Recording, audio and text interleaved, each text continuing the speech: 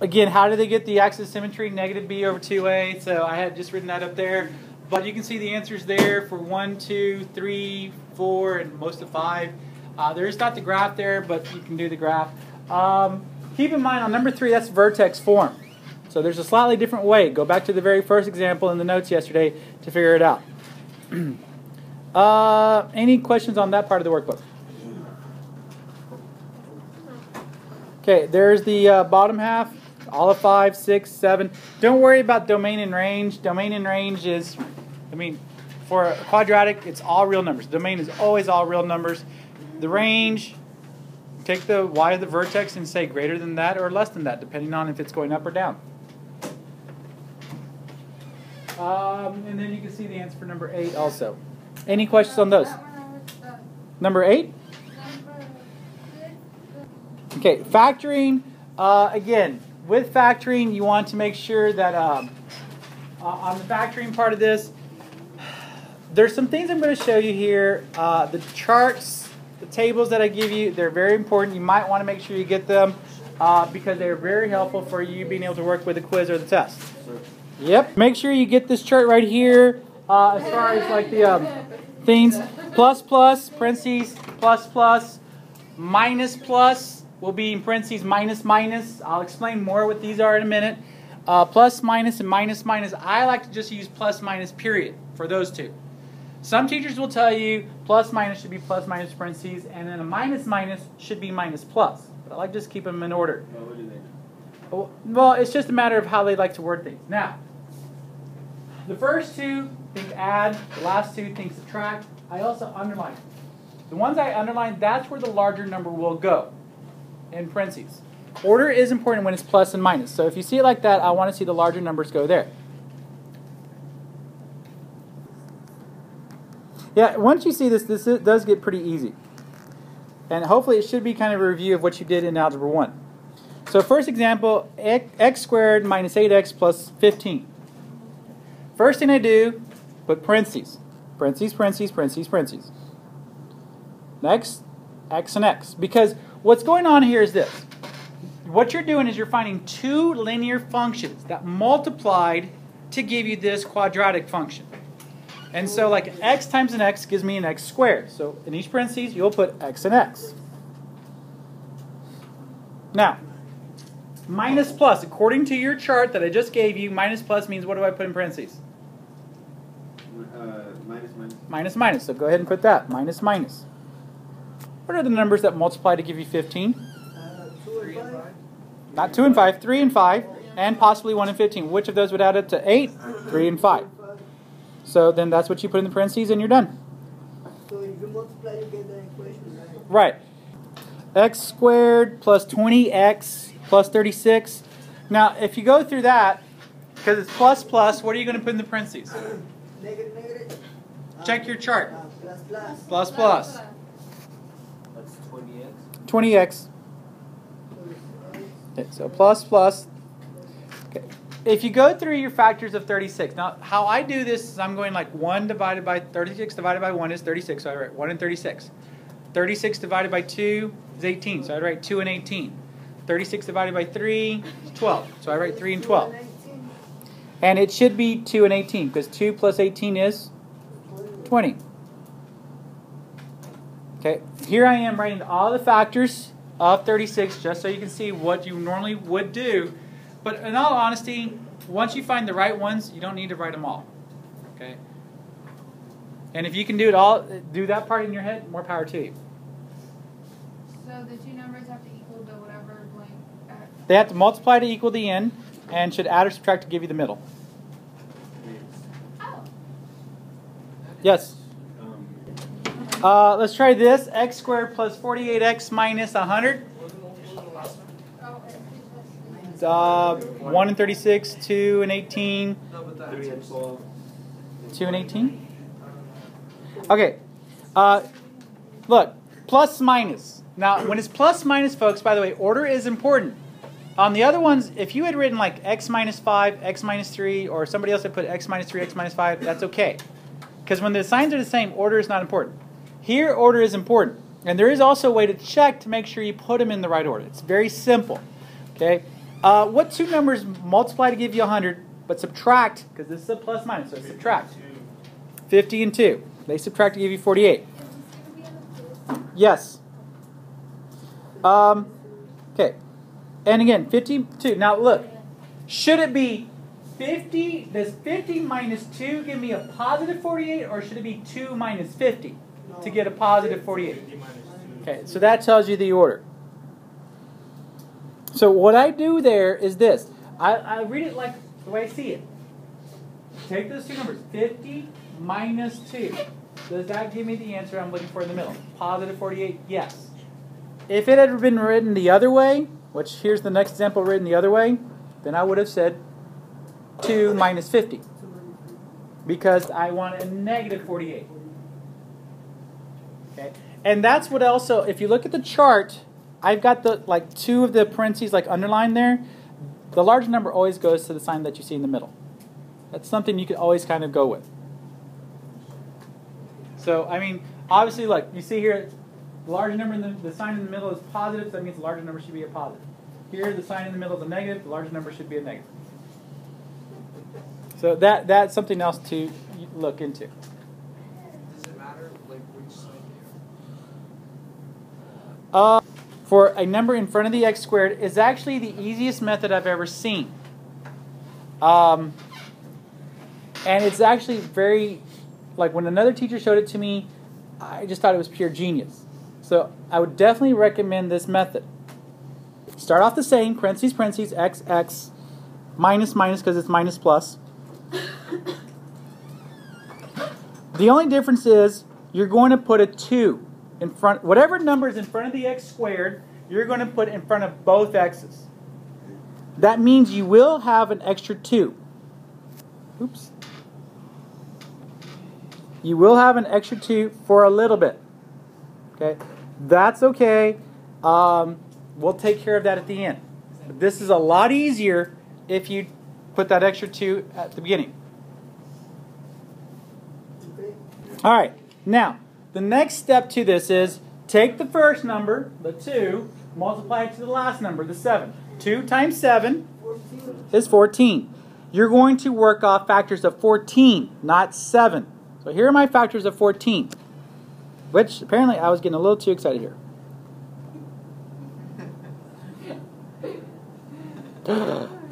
Wait. Okay, so I think I just messed up there. Okay, so I've got the 2 times 7. Which of those adds up to 9? 2 and 7. So that's what I should be putting there. 2 and 7. Okay. Now, again, remember I said you had an extra 2. So one of these is divisible by 2. Which one? First one. The 2 and the 2 there. I can divide those by 2. And you'll get the x minus 1.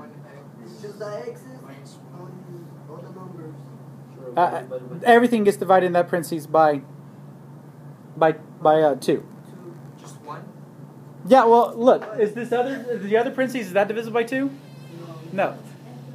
So you just leave the other 2 or what? what? 2x minus 2. It could be the same. It could have been like if it had been 2x minus 4, you still would have divided by 2.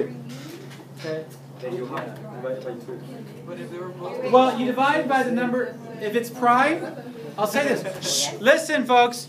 If it is prime, if the number in front of the x is prime, you will divide by that number. Okay. 2 is a prime number, which means it's only divisible by 1 and itself. So that means then one of these parentheses is divisible by 2.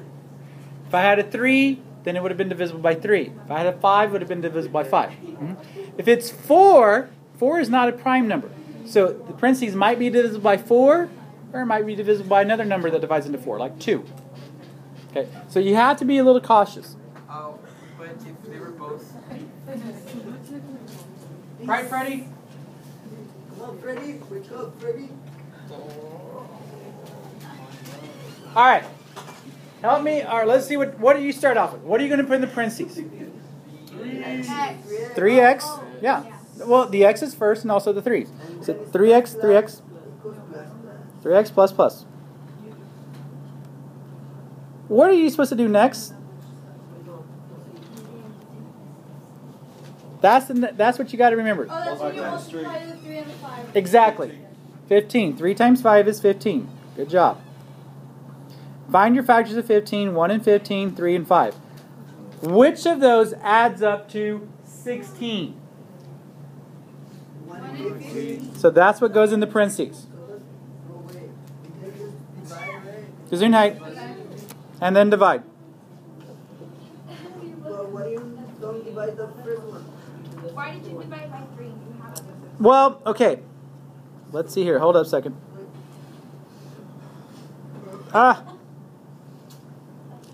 Let's try that again. The reason why I divided that one by the second one by 3 is because I know 15 is divisible by 3. 1 is not divisible by 3.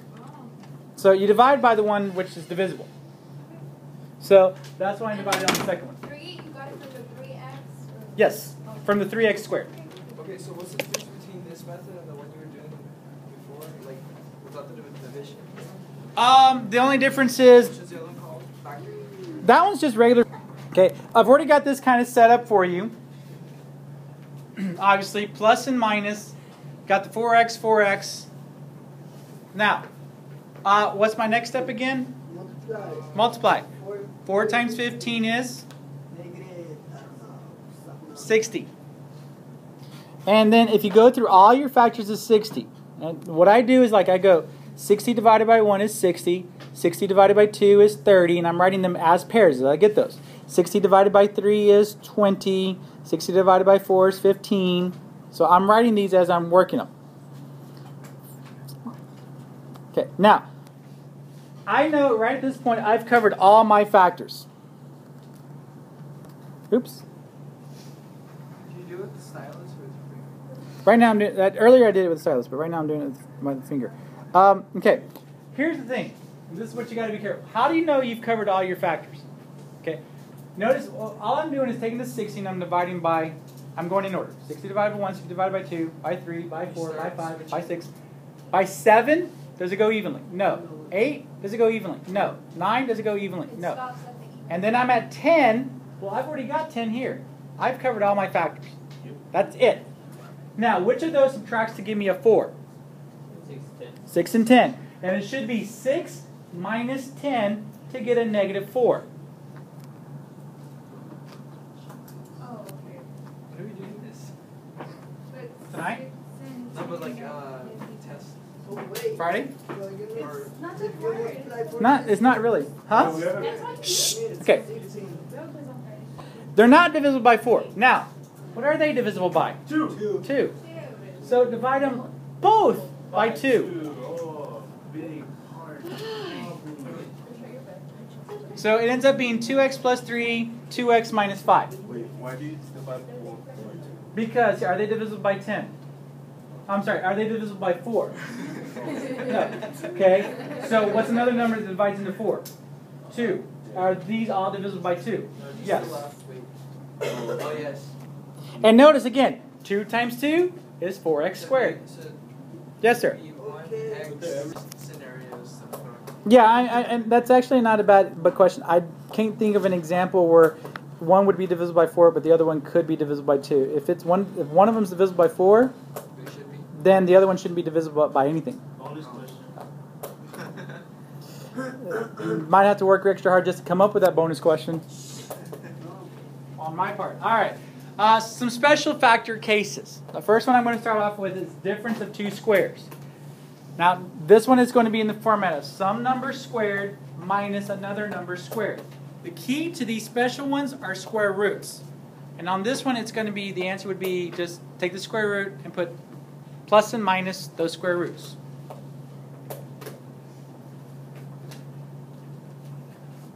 That's annoying. Didn't I take that out of your ear a second ago? Thank you. Okay, so, and notice I personally kind of made this with like bigger numbers, so you kind of would recognize that. Oh, maybe I might be doing something different. Okay. When you got this, you would do square roots. What's the square root of 16? 4. What's the square root of 121? 11. If you don't know those, there's this thing called a calculator. Use it. All right, so take the square root of 4, or square root of 16 is 4, square root of 121 is 11, and you're just going to put that in the parentheses. 4x plus 11, 4x minus 11. You're done.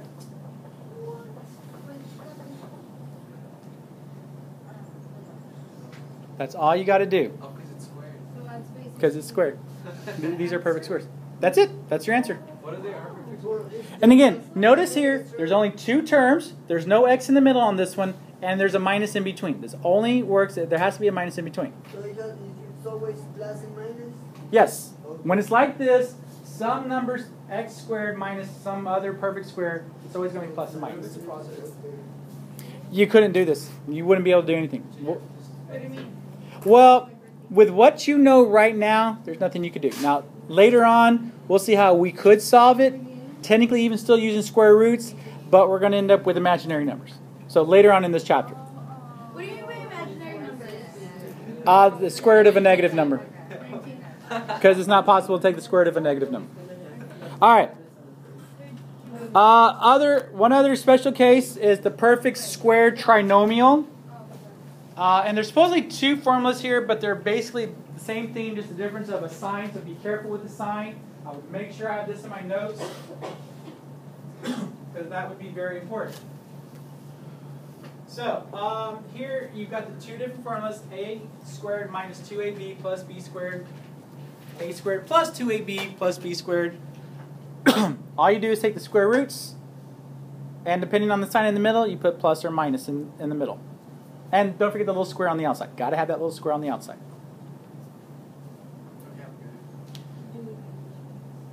Let me give you an example. Okay, 4x squared. Now, how do I know that I'm doing this method over, say, the other method that we were doing? Look at the end numbers. Are they square roots? No. I'm sorry, is there a square root of 4? There's a square root of 25? Yes. So then you're doing this method. If they're not square roots, then you would do the other method. If you look at like that previous example, 4x squared minus whatever x, 4x. minus 4x minus 15 or plus 15, there's no square root of 15. So you had to go to the method that we'd worked on. Here, these end numbers have square roots. Square root of 4 is 2. Wait, but there's not. But the 25 doesn't have. At 5. Yeah, it's 5. 5 times 5? 20. 20 doesn't have. Okay, now that's the part. The middle number, see how this says 2ab minus or positive whatever? Okay, all that means is this. What's 2 times 5? 10. What's 10 times 2? 20. Okay? See, this is saying take those square roots, multiply them, and then multiply that answer by 2. 2 times 5 is 10, times 2 is 20. So I know I've got it. Now, according to this, in parentheses, what do I put? Wait, why'd you write it twice? Oh. Minus. Okay, so 2x minus 5 squared. That's it. You're done. Wait, can you say that again? Why do you multiply the 5 and the 2? Just to show you that how I got this number. 2 times 5 is 10 times 2, because it says multiply that by 2. Also, you have to use that anyways. Well, I'm doing that as a check. Oh. Make sure I did it okay. So the 2 always goes there. Is that what you're saying? The square on the outside, or the 2 that's out right here? No, that one. That 2 that's in the very front, that's just telling you that they took those two numbers in the middle, like, or those two square roots, and multiplied them by 2. They would always multiply them by And 2. you always add So you will a always. plus Yeah. b. Excuse me? And you always add a plus b to get the middle one. Multiply them and then multiply by 2? Yes. In that case, you multiply. It is technically adding or subtracting. When we do multiplication of polynomials in Chapter 6, you'll see that a little bit more. And you'll see it the way I show it. Okay, let's do another example. 9x squared plus 42x, I believe, plus 49. What's the square root of 9? 3. What's the square root of 49? Okay, so from there, all you'd have to do is say, okay, 3 times to double check, just to double check. 3 times 7 is 21. 21 times 2, 42. So I know I've got the right numbers. So final answer, put it in parentheses. What is it going to be? 3x plus 7 squared. Now, this is where you got to be careful. Because if I do this as multiple choice, I will guarantee you will have like 3x plus 7, no square, as like an answer choice, and then have 3x plus 7 squared as an answer choice. To see how many of you will choose the 3x plus 7 without the square. You probably might have the square inside the parentheses. Nah, I wouldn't do that, but I could. No. Now, I will say this again. Pay attention. Notice, one parentheses, only one set of parentheses, and I have a square on the outside. On the others, how many sets of parentheses did I always have? 2. Did you ever see a square outside of those parentheses? No. Okay, keep that in mind. All right.